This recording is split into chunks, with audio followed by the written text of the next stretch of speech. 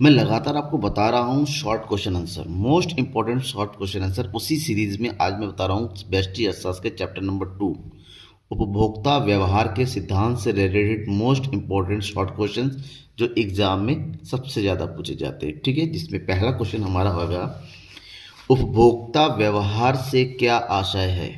मतलब उपभोक्ता के व्यवहार से आप क्या समझते हैं, उपभोक्ता व्यवहार किसे कहते हैं। कई तरीके से क्वेश्चन पूछा जा सकता है, लेकिन आंसर केवल एक होगा। तो आंसर कैसे लिख सकते हैं आप, उपभोक्ता व्यवहार से आशय उस प्रक्रिया से है जिसके द्वारा उपभोक्ता इस बात का चयन करते हैं कि वे अपनी आय को विभिन्न वस्तुओं व सेवाओं पर किस प्रकार व्यय करें ताकि उन्हें अधिकतम उपयोगिता या संतुष्टि प्राप्त हो सके। हर कोई उपभोक्ता चाहता है कि उसके पास जितनी उसकी आय है वो अपनी आय को इस प्रकार से व्यय करे, इस प्रकार से खर्च करे ताकि जो भी वस्तु पर वो खर्च कर रहा है उस वस्तु से मिलने वाली जो उपयोगिता है वो कैसी होनी चाहिए, अधिकतम होनी चाहिए। तो इस पूरे प्रक्रिया के लिए, इस पूरी प्रक्रिया में जो भी स्टेप उठाता है उन सबको हम उपभोक्ता व्यवहार के नाम से जानते हैं।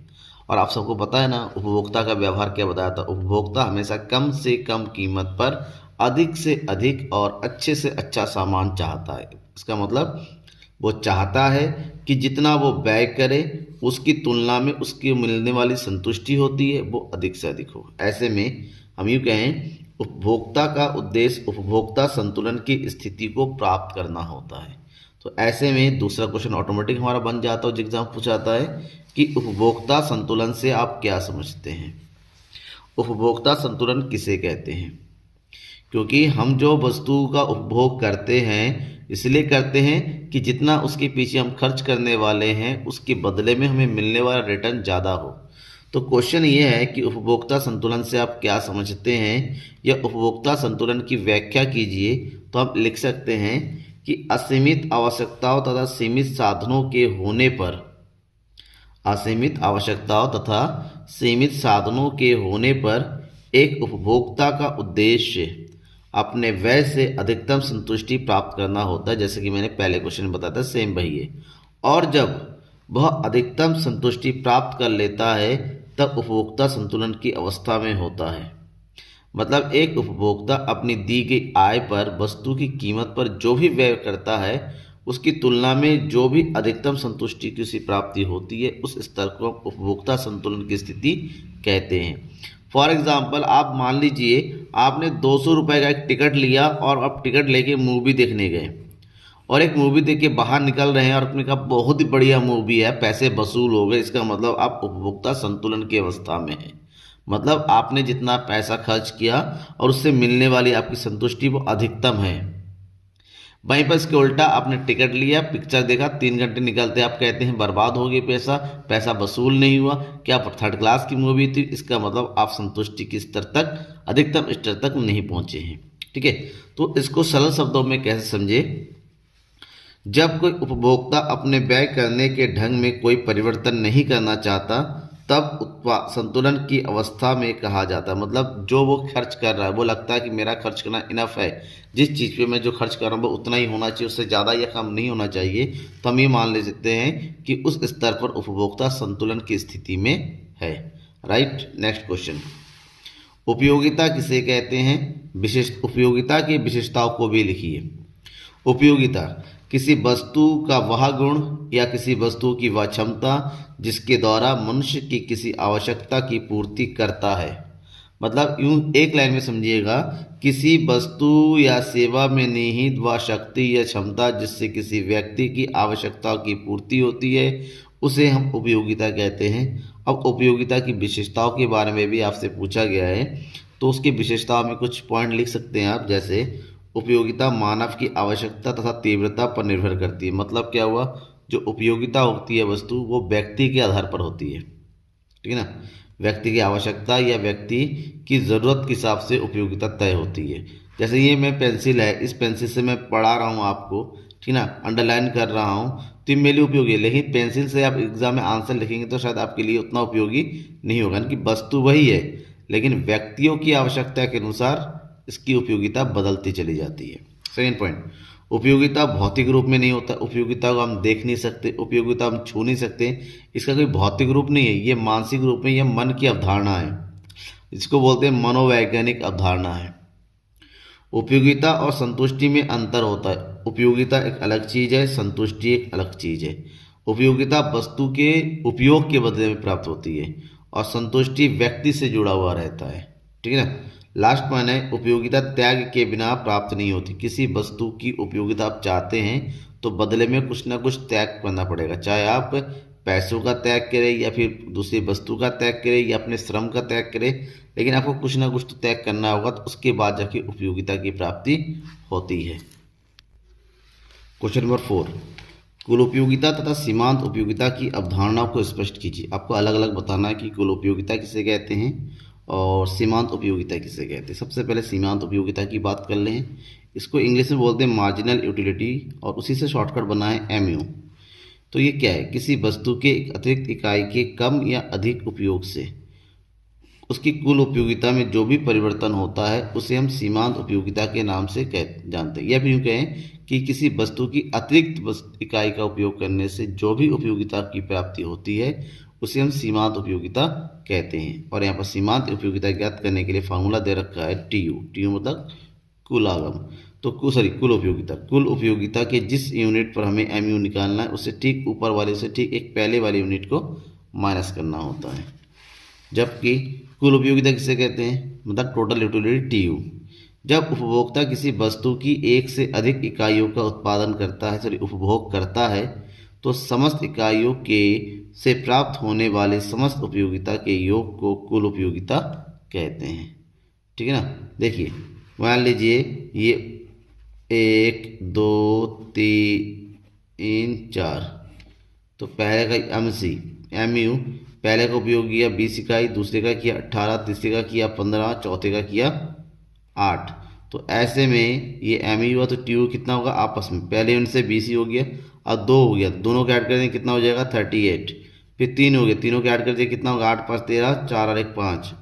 फिर चौथे के ऐड करिए 53 और 8 कितना हो गया 61। तो ये जो होती है इसको कुल उपयोगिता के नाम से जानते हैं। ओके, नेक्स्ट क्वेश्चन, कुल उपयोगिता तथा सीमांत उपयोगिता में संबंधों को सचित्र स्पष्ट कीजिए। कुल उपयोगिता और सीमांत उपयोगिता में क्या संबंध है। सबसे पहली बात तो ये है कि कुल उपयोगिता और सीमांत उपयोगिता के संबंध को दिखाना है तो ग्राफिकल रूप में रिप्रेजेंट कीजिए।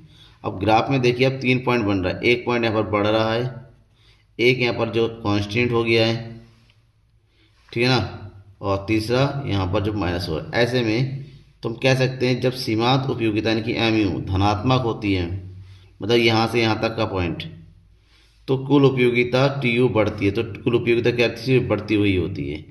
लेकिन जब एमयू शून्य होती है यानी कि ये वाला पॉइंट, जब एमयू शून्य होती है तो टीयू सबसे ज़्यादा होती है ये वाला पॉइंट, ठीक है ना। और उसके बाद जब एमयू ऋणात्मक होती है यानी कि नीचे की ओर आ जाती है, तो ऐसे मान के चलते हैं कुल उपयोगिता भी उसके वक्त घटना शुरू हो जाता है। मतलब जब एमयू ऋणात्मक होती है तो टीयू घटती हुई होती है, ठीक है। तो ये हो गया क्वेश्चन नंबर 5 का आंसर। क्वेश्चन नंबर 6, बेटा ये ध्यान में रखना, क्वेश्चन नंबर 6 जो है बहुत ही ज़्यादा मोस्ट इंपॉर्टेंट क्वेश्चन जो है कैटेगरी में रख सकते हैं। सीमांत उपयोगिता ह्रास नियम क्या है। इसको घटती सीमांत उपयोगिता का नियम या जो है सीमांत उपयोगिता घटता नियम भी बोल सकते हैं। वैसे तो ये नियम का प्रतिपादन प्रोफेसर H गोसेन ने किया था, इसलिए इसको गोसेन का प्रथम नियम के नाम से भी जानते हैं।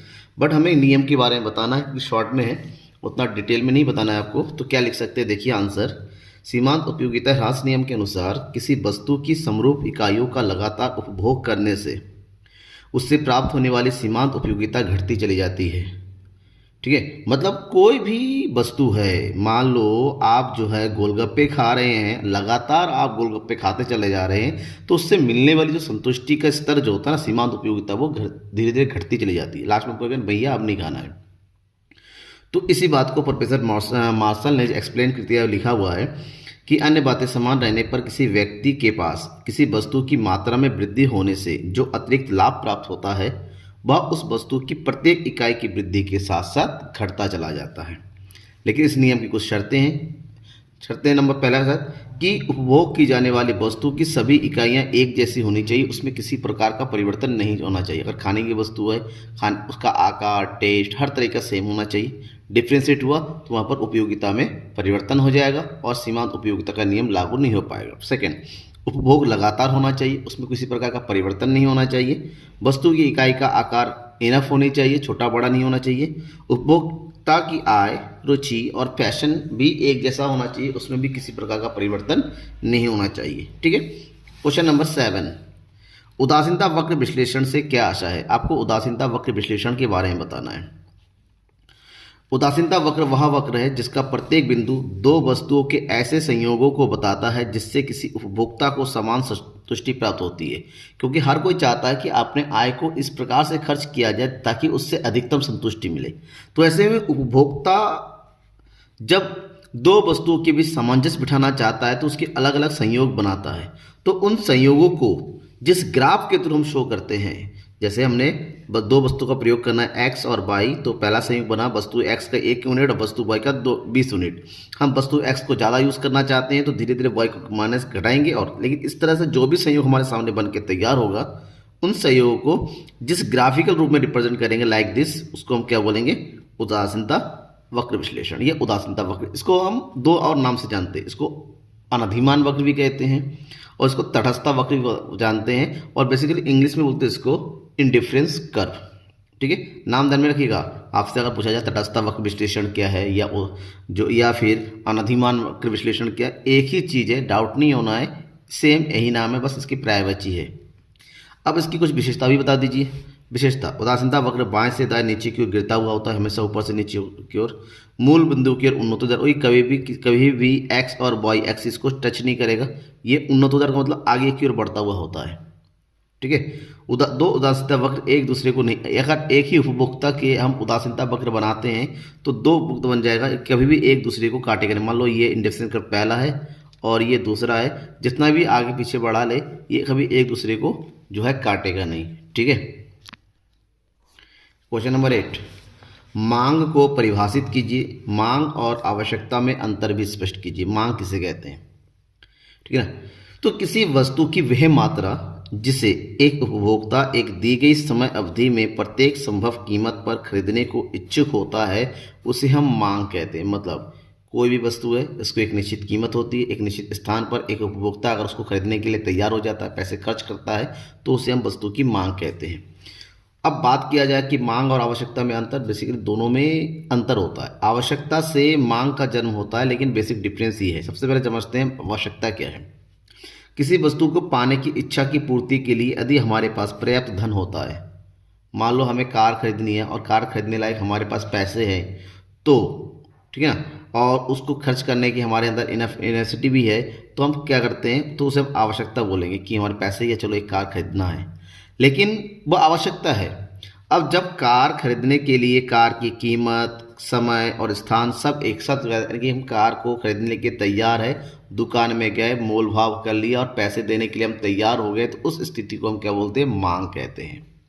केवल पैसे का होना इच्छा की पूर्ति के लिए वो आवश्यकता है, और वास्तव में इच्छा की पूर्ति के लिए हम तैयार हो जाते हैं एक निश्चित कीमत पर, तो हम उसे मांग बोलेंगे। ठीक है, आगे बढ़ते हैं। नेक्स्ट क्वेश्चन, मांग फलन से क्या आशय है? व्यक्तिगत मांग फलन और बाजार मांग फलन को स्पष्ट कीजिए। ये वाला क्वेश्चन भी कई बार पूछा गया आप लोगों के बोर्ड एग्जाम्स में। ठीक है, तो यहाँ पर समझना है कि मांग फलन क्या है।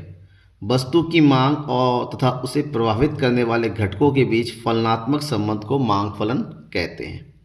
मांग फलन को वैसे दो भागों में बांटा जाता है, एक है व्यक्तिगत मांग फलन और दूसरा है बाजार मांग फलन। बाजार में स्थित एक व्यक्ति की जो मांग की मात्रा है और उसको निर्धारित करने वाले जो तत्व होते हैं उसके बीच के संबंध को व्यक्तिगत मांग फलन कहते हैं, जहां पर dx = f px, pr, y और t। px क्या होता है? वस्तु की कीमत, सबसे ज़्यादा वस्तु की मांग की मात्रा को प्रभावित करता है। pr संबंधित वस्तु की कीमत, y उपभोक्ता की आय और t ट्रेड मतलब उपभोक्ता की रुचि, आदत, फैशन। इन सबसे वस्तु की मांग की मात्रा प्रभावित होती है। दूसरा है बाजार मांग फलन। किसी बाजार के बाजार मांग तथा उसके विभिन्न निर्धारित तत्वों के बीच जो संबंध होती है उसे बाजार मांग कहते हैं। बाजार की मांग में वो सारे तत्व सम्मिलित होते हैं जो व्यक्तिगत मांग फलन में होता है, लेकिन इसमें क्योंकि बाजार है सभी लोगों का कुल मांग होता है इसमें, तो यहाँ पर दो तत्व ज़्यादा है, वस्तु की कीमत, संबंधित वस्तु की कीमत, उपभोक्ता की आय, उपभोक्ता की रुचि, पी फॉर पॉपुलेशन, जनसंख्या का आकार, क्योंकि जहाँ पर जनसंख्या ज़्यादा होगी वहाँ पर मांग भी ज़्यादा होगी। और दूसरा होता है डिस्ट्रीब्यूशन ऑफ इनकम, आय का वितरण, मतलब अगर एरिया वाइज एक एरिया ऐसा है जहाँ केवल अमीर लोग रहते हैं तो उनकी ऑटोमेटिक डिमांड भी ज़्यादा होती है, और जहाँ पर गरीब लोग रहते हैं तो ऑटोमेटिक उनकी डिमांड कम होती है।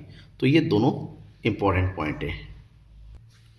क्वेश्चन नंबर 10, मांग अनुसूची और मांग वक्र क्या है? ध्यान रखना, मांग अनुसूची को मांग तालिका या फिर मांग सारणी के नाम से भी जाना जाता है, मांग तालिका या फिर मांग सारणी। और मांग वक्र क्या है, उदाहरण के साथ स्पष्ट करना है। सबसे पहले हम मांग अनुसूची या मांग तालिका की बात करते हैं कि किसी वस्तु की विभिन्न मूल्यों पर यानी कि कीमतों पर उसकी मांगी गई मात्रा को प्रदर्शित करने वाली तालिका को मांग तालिका कहते हैं। एक ऐसी तालिका जहां पर वस्तु की अलग अलग कीमत होगी और उस कीमत और उसकी मांगी गई मात्रा को जब एक जगह उसको शो किया जाता है टेबुलर फॉर्म में, तो उसको मांग तालिका के नाम से जानते हैं। और जब उसी मांग तालिका हम चित्र के रूप में प्रदर्शित करते हैं तो उसे मांग वक्र कहते हैं। फॉर एग्जांपल देखिए, यह है मांग तालिका, वस्तु की अलग अलग कीमत है 10, 8, 6, 4। हम सबको पता है वस्तु की कीमत में कमी होगी तो ऑटोमेटिक वस्तु की मांग की मात्रा में वृद्धि होगी, और इसी को जब रिप्रेजेंट करेंगे ग्राफ में तो ये जो ग्राफ होता है इसको बोलते हैं मांग वक्र। समझ में आ गया? ठीक है ना, डाउट नहीं होना चाहिए आपके दिमाग में, जो भी डाउट है ना बेटा वो मुझे कमेंट बॉक्स में कमेंट करके बताइए। और हाँ, अभी तक अगर आपने चैनल को सब्सक्राइब नहीं किया है तो ये आपकी बहुत बड़ी गलती है, सब्सक्राइब कर लीजिए, क्योंकि लगातार आपके लिए इंपॉर्टेंट क्वेश्चंस मैं लेके आ रहा हूँ। ये आपके शॉर्ट क्वेश्चन चल रहे हैं, इसके बाद वेरी शॉर्ट क्वेश्चन शुरू होगा और उसके बाद 1 शॉर्ट वीडियो होगा रिवीजन सीरीज, ताकि आप परफेक्ट हो जाए आपके एग्जामिनेशन से पहले इकोनॉमिक्स में। ठीक है। हाँ, एक चीज़ और, कोई भी ऐसा क्वेश्चन है, ऐसा टॉपिक है जो छूट रहा है, आपको नहीं आ रहा है या मैंने नहीं पढ़ा है, तो मुझे व्हाट्सअप करके बताइए, मैं आपको उस क्वेश्चन का सॉल्यूशन प्रोवाइड कर दूंगा। ठीक है, आगे बढ़ते हैं। क्वेश्चन नंबर 11, मांग के नियम से क्या समझते हैं? कॉमन क्वेश्चन है, ठीक है ना, आप लोग पढ़ते होंगे, स्कूल में भी आपके टीचर बताते होंगे कि बेटा मांग के नियम के बारे में जरूर जानना। मांग का नियम क्या है? एक्चुअली में मांग का नियम वस्तु की कीमत और मांग की मात्रा के बीच में विपरीत संबंध को बताता है। विपरीत मतलब उल्टा। इस नियम के अनुसार अगर अन्य बातें समान रहे, यानी कि मांग को वैसे तो बहुत सारी चीज़ें प्रभावित करती हैं, तो कीमत को छोड़ के जितनी भी चीज़ें अन्य बातें को समान रहने, मतलब उसमें कोई परिवर्तन नहीं होना चाहिए। तो केवल कीमतें में परिवर्तन होने के कारण वस्तु की मांग की मात्रा में अगर परिवर्तन होता है तो जो तरीका होता है उसे मांग का नियम के अनुसार एक्सप्लेन किया जाता है। अब मांग के नियम के अनुसार क्या होता है? अन्य बातों के समान रहने पर यदि किसी वस्तु की कीमत में कमी होती है तो वस्तु की मांग बढ़ती है, जबकि वस्तु की कीमत के बढ़ने से उस वस्तु की मांग कम होती है। फॉर एग्जाम्पल, किसी वस्तु की है कीमत, यह है मांग की मात्रा। कीमत है 10 तो मांगी जा रही है 5 यूनिट, कीमत जो घट के हुई 5 तो मांगी जाएगी 10 यूनिट। और वस्तु की कीमत है 5, मांगी जा रही 10 यूनिट, वस्तु की कीमत बढ़ के अगर होगी 8 तो उसकी मांग की मात्रा घट के हो जाएगी 6। तो इसका मतलब ये है कि कीमत के बढ़ने के साथ साथ मांग की मात्रा भी घटती चली जाती है, कीमत के घटने के साथ साथ मांग की मात्रा भी बढ़ती चली जाती है। ऐसे में वस्तु की कीमत और मांग की मात्रा के बीच में विपरीत संबंध होता है। यहाँ पर P जो है वस्तु की कीमत को शो कर रहा है और Q जो है वस्तु की मांग को शो कर रहा है। समझ में आ गया? डाउट तो नहीं है? क्वेश्चन नंबर 12, प्रतिस्थापक वस्तुओं एवं पूरक वस्तुओं में अंतर स्पष्ट कीजिए। प्रतिस्थापक वस्तुएं और पूरक। प्रतिस्थापन वस्तुओं को हम स्थानापन्न वस्तुएं भी कहते हैं, सब्स्टिट्यूट गुड्स, ठीक है ना, और ये हो गया कॉम्प्लीमेंट्री गुड्स। तो दोनों में के बीच में डिफरेंस बताना है तो पॉइंट टू पॉइंट डिफरेंस लिखिए, कंप्लीट हो जाएगा पहला पॉइंट। वे वस्तुएं जिनका प्रयोग एक दूसरे के स्थान पर एक विशिष्ट आवश्यकता को संतुष्ट करने के लिए किया जाता है उसे प्रतिस्थापन वस्तु कहते हैं। मतलब एक दूसरे के स्थान पर एक की जगह दूसरा, दूसरे की जगह तीसरा, अगर ऐसा होता है तो प्रतिस्थापन वस्तु कहते हैं। जबकि दो वस्तुएं जिनका प्रयोग एक साथ किया जाता है, हम अलग अलग प्रयोग नहीं कर सकते, तो ऐसी वस्तुओं को पूरक वस्तुएं कहते हैं। ठीक है। अब प्रतिस्थापन वस्तु की मांग प्रतियोगी होती है। मांग प्रतियोगी मतलब एक दूसरे के बीच में आगे बढ़ने की होड़ लगी रहती है, जबकि पूरक वस्तुओं की मांग संयुक्त होती है, इनकी मांग एक साथ की जाती है, अलग अलग नहीं होती है। एक स्थानापन्न वस्तु की कीमत और दूसरी वस्तु की मांगी गई मात्रा में धनात्मक संबंध होता है। मान लीजिए पहली वस्तु की कीमत की बात करते हैं, दूसरी वस्तु की मांग। पहली वस्तु की कीमत में वृद्धि हो गई तो दूसरी वस्तु की मांग में भी वृद्धि होगी। क्यों? क्योंकि पहली वस्तु की कीमत के बढ़ने के साथ साथ इसको मांगने वाले लोग दूसरी वस्तु खरीदने लगेंगे कि लोग महंगी सामान नहीं खरीदना चाहेंगे। जबकि पूरक वस्तुओं में पहले पूरक वस्तु की कीमत और दूसरी पूरक वस्तु की कीमत में मांग की मात्रा के भी ऋणात्मक संबंध। एक की मांग में वृद्धि हो जाती है कीमत में तो दूसरे की मांग में भी कमी हो जाएगी, क्योंकि इसकी कीमत बढ़ी है तो ये भी परचेज नहीं करेंगे तो उसका भी यूटिलाइज नहीं होगा। अब देखिए उदाहरण, जैसे चाय और कॉफ़ी, या तो आप चाय पियेंगे या तो आप कॉफ़ी पियेंगे। चाय और कॉफ़ी को एक साथ नहीं पियेंगे। ऐसे में चाय और कॉफ़ी एक दूसरे की प्रतिस्थापन वस्तुएं जो एक दूसरे के स्थान पर प्रयोग की जाती हैं। जबकि कोक और पेप्सी भी प्रतिस्थापन वस्तुएं हैं, या तो कोको कोला का ब्रांड पियेंगे या फिर पेप्सी का ब्रांड पियेंगे। ठीक है, समझ में आ गया। जबकि पूरा वस्तु की अगर बात करें, कार पेट्रोल, कार नहीं है तो पेट्रोल का कोई काम नहीं, पेट्रोल नहीं है तो कार भी नहीं चलेगी। चाय और चीनी, चाय में चीनी नहीं पड़ा तो चाय का कोई रोल नहीं है, पीने का मज़ा नहीं है। यानी कि इनका प्रयोग एक ही आवश्यकता की पूर्ति के लिए एक साथ किया जाता है। इसमें एक दूसरे की वस्तु, मान लो कार की कीमत वृद्धि हो गई तो लोग पेट्रोल कम यूज़ करेंगे, पेट्रोल की कीमत कम हो जाएगी लोग कार का ज़्यादा यूज़ करेंगे। मतलब यहाँ पर दोनों के बीच में जो है विपरीत संबंध होता है, कीमत और मात्रा के बीच में। जबकि यहाँ पर चाय की कीमत बढ़ गई तो लोग कॉफ़ी पीने लगेंगे, कॉफ़ी की मांग बढ़ जाएगी, और चाय की कीमत कम हो गई तो कॉफ़ी वाले इधर आ जाएंगे। ठीक है ना, ये दोनों के बीच में बेसिक डिफरेंसेस है। क्वेश्चन नंबर 13 देखिए, यहाँ पर भी अंतर आ गया, डिफरेंस। सामान्य वस्तुओं तथा घटिया वस्तुओं, जिसको निकृष्ट या फिर निम्न स्तर की, जिसको गिफिन वस्तु भी के अंतर स्पष्ट कीजिए। सामान्य वस्तुएं और घटिया वस्तुएं, वे वस्तुएं जिनकी मांग आय में वृद्धि के साथ साथ बढ़ जाती है उन्हें सामान्य वस्तुएं कहते हैं। क्योंकि सामान्य वस्तु मतलब नॉर्मली जनरल पर्पस के लिए यूज़ होने वाली वस्तुएं हर आम लोग प्रयोग करते हैं, और हर कोई चाहता, कीमत बढ़ने के लोगों की इनकम अगर बढ़ती है तो सामान्य वस्तु का प्रयोग भी ज़्यादा कर देगा। लेकिन घटिया वस्तुएं ऐसी वस्तुएं होती हैं जिनकी मांग उपभोक्ता की आय बढ़ने के साथ साथ घटती चली जाती है। मतलब लोगों की इनकम बढ़ेगी तो लोग कभी भी घटिया वस्तु का प्रयोग नहीं। फॉर एग्जाम्पल समझिए, हमारी इनकम अगर 10,000 रुपीज़ है वर्तमान में, समझ लीजिएगा हमारी इनकम है 10,000 रुपीज़, और हम जो है 1,000 रुपये के रेंट देकर एक कमरे में रहते हैं। 1,000 रुपये का रेंट है, ठीक है ना, और जार सी बता रहे 1,000 रुपये के रेंट में क्या कमरा मिलेगा, छोटा सा एक कमरा है, ठीक है ना, कोई अलग से सेपरेट नहीं है। अब ये हमारे लिए 1,000 की इनकम है। अब हमारी इनकम बढ़ गई 10,000 से बढ़ के हो गई 50,000। अब 10,000 से बढ़ के होगा 50,000, तो जाहिर सी बात है अब इस रेंट में आप नहीं रहेंगे। मतलब आय के बढ़ने के साथ साथ ये जो घटिया है क्वालिटी का जहाँ रह रहे थे अब नहीं रहेंगे, हम हमारी क्वालिटी अब बड़ी हो जाएगी। अब हम नॉर्मल मतलब लगभग 2,500 का कमरा, अटैच बाथरूम किचन वगैरह हो, उस कमरे में रहना पसंद करेंगे। ठीक है। अब नेक्स्ट, आय प्रभाव धनात्मक होता है, और जबकि घटिया वस्तुओं में आय का प्रभाव ऋणात्मक होता है। इन वस्तुओं की मांग में कमी हो जाती है और यहाँ पर मांग बढ़ जाती है। आय तथा सामान्य वस्तुओं की मांग कीमत प्रत्यक्ष संबंध होता है, और यहाँ पर क्या संबंध होता है, विपरीत संबंध होता है। फॉर एग्जांपल एलईडी टीवी सामान्य वस्तु की कैटेगरी में आती हैं, जबकि ब्लैक एंड वाइट जो है घटिया वस्तु। क्यों?